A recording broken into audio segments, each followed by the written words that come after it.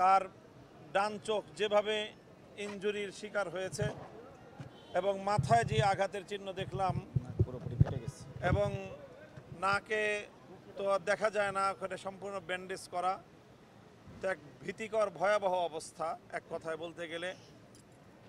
অর্থাৎ দেখলেই বোঝা যাচ্ছে যে শরীরের সবচেয়ে সেন্সিটিভ জায়গা মাথা, চোখ, নাক, এখানে এলোপাতাড়িভাবে যেইভাবে উপর্যুপরি হামলা করা হয়েছে, এটাকে সম্পূর্ণ পরিকল্পিতভাবে হত্যার ষড়যন্ত্র ছাড়া আর কোনোভাবে অভিহিত করা সম্ভব নয়। নুরুল হক নূর সাহেবকে যেভাবে আঘাত করা হয়েছে এবং তার দলীয় নেতাকর্মীদেরকে, এমনকি তাদের দলীয় কার্যালয়ে ঢুকে আইন শৃঙ্খলা রক্ষাকারী বাহিনীর সদস্যরা এইভাবে তাদের উপর চড়াও হয়েছে। বাংলাদেশে এখন রাজনীতিবিদ হিসেবে আমরাও আমাদের জীবনকে নিয়ে আমরা আজকে শঙ্কিত, আমাদের নিরাপত্তা নিয়ে আমরা আজকে শঙ্কিত। আমরা অত্যন্ত উদ্বেগ এবং উৎকণ্ঠার সাথে যে কথাটি ব্যক্ত করতে চাচ্ছি সেটা হলো এই, আজকে এই 29শে আগস্টের এই হামলা, এটা আমাদেরকে মনে করিয়ে দিচ্ছে যে 2024-এর 5ই আগস্ট পূর্ববর্তী পুলিশের চরিত্র কোনো পরিবর্তন ঘটেনি। দেশ আজ গভীর সংকটের মুখে।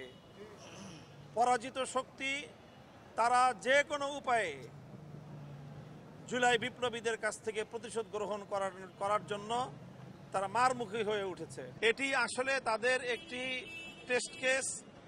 তারা যদি আজকে নুরুল হক নূরের উপর এভাবে হামলা চালিয়ে এবং তার দলীয় সেক্রেটারি জেনারেল জনাব রাশেদ খান এবং অন্যান্য তাদের দলীয় প্রায় অর্ধ শতাধিক নেতাকর্মীদেরকে এইভাবে বর্বরোচিত হামলায় ক্ষতবিক্ষত করে দিয়ে, তাদেরকে হাসপাতালে শয্যাশায়ী করে দিয়ে যদি এই হামলাকারীরা পার পেয়ে যায়, তাহলে জুলাই বিপ্লবের অংশীজন কেউ নিরাপদ থাকবে না। আমাদের ভাইয়েরা সহস্রাধিক তাজা প্রাণ রক্তের বিনিময়ে যেই ফ্যাসিবাদকে বাংলার মাটি থেকে উৎখাত করেছে, তারা আবার এভাবে 1 বছর অতিক্রান্ত হতে না হতেই আবার সে আগস্টে তারা আমাদের নেতৃবৃন্দকে রক্তাক্ত করে পাল্টা চ্যালেঞ্জ ছুড়ে দিয়েছে। ডাক্তারদের সাথে কথা বলেছি,